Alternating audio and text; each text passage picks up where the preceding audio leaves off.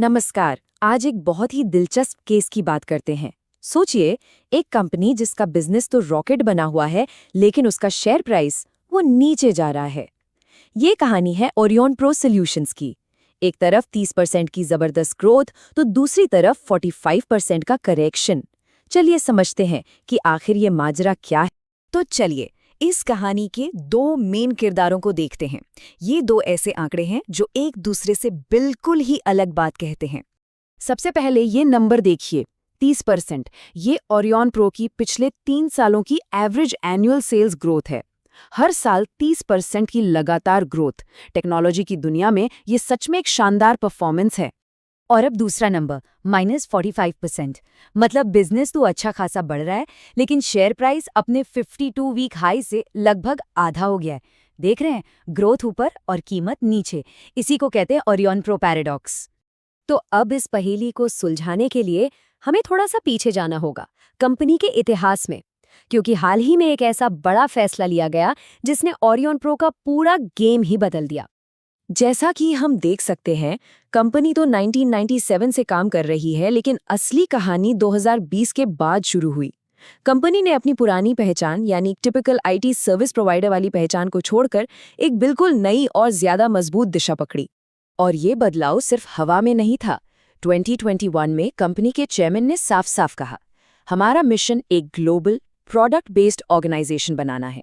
मतलब साफ था, अब दूसरों के लिए सिर्फ सर्विस नहीं देंगे, बल्कि अपने खुद के पावरफुल प्रोडक्ट्स बनाएंगे। तो मैनेजमेंट ने इस बड़े ट्रांसफॉर्मेशन के लिए एक बहुत ही क्लियर 3 स्टेप प्लान बनाया। पहला, कंपनी का फ्यूचर फोकस क्या होगा उसे रीशेप करो।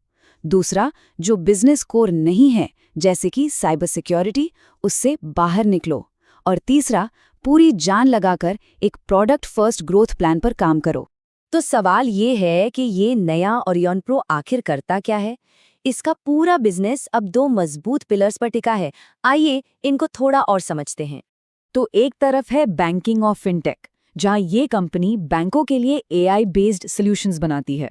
और दूसरी तरफ है टेक्नोलॉजी इनोवेशन, जिसमें स्मार्ट ट्रांसपोर्ट और डेटा सेंटर जैसी फ्यूचर टेक्नोलॉजीज शामिल हैं। मतलब अब ये कोई आम आईटी कंपनी नहीं रही, बल्कि एक स्पेशलिस्ट टेक कंपनी बन चुकी है।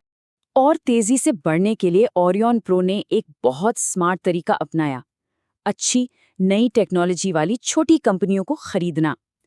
इससे इन्हें सालों की मेहनत किए बिना ही बेहतरीन टेक्नोलॉजी और टैलेंटेड लोग मिल जाते हैं। तो ये थी इनकी स्ट्रैटेजी, अपने प्रोडक्ट्स बनाओ और अच्छी कंपनियों को खरीदकर और तेजी से बढ़ो। वैसे एक मिनट, अगर ये पूरा ब्रेकडाउन काम का लग रहा है और कुछ नया सीखने को मिल रहा है, तो लाइक और सब्सक्राइब करने में बस 1 सेकंड लगेगा। इससे हमें ऐसी और भी इंटरेस्टिंग बिजनेस स्टोरीज लाने में मदद मिलती है। चलिए अब देखते हैं कि इस स्ट्रैटेजी का नतीजों पर क्या असर हुआ। क्या इसका असर कंपनी के फाइनेंशियल नंबर्स पर भी दिख रहा है? चलिए अब जरा आंकड़ों पर नजर डालते हैं। इन नंबर्स को देखिए। FY21 में कंपनी का रेवेन्यू था 370 करोड़। स्ट्रैटेजी बदलने के बाद ये FY24 में 700 करोड़ से भी ज्यादा हो गया। और भविष्य के जो अनुमान हैं वो तो और भी बड़े हैं। और मैनेजमेंट यहीं रुकने के मूड में बिल्कुल नहीं है। उनका टारगेट है FY26 तक 1500 करोड़ और FY30 तक 4000 करोड़ के रेवेन्यू तक पहुंचना। ये दिखाता है कि वो कंपनी के फ्यूचर को लेकर कितने ज्यादा एम्बिशियस हैं। तो अब हम वापस उसी सवाल पर आते हैं जहां से हमने ये पूरी बात शुरू की थी। अगर बिजनेस इतना शानदार चल रहा है, तो भाई शेयर की कीमत क्यों गिरी?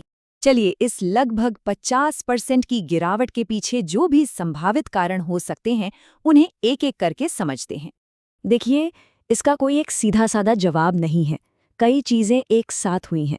एक तो ये कि हो सकता है पहले शेयर की कीमत जरूरत से ज्यादा बढ़ गई हो, जिसे हम ओवर वैल्यूएशन कहते हैं। साथ ही पूरे बाजार में छोटी कंपनियों को लेकर थोड़ी घबराहट का माहौल था।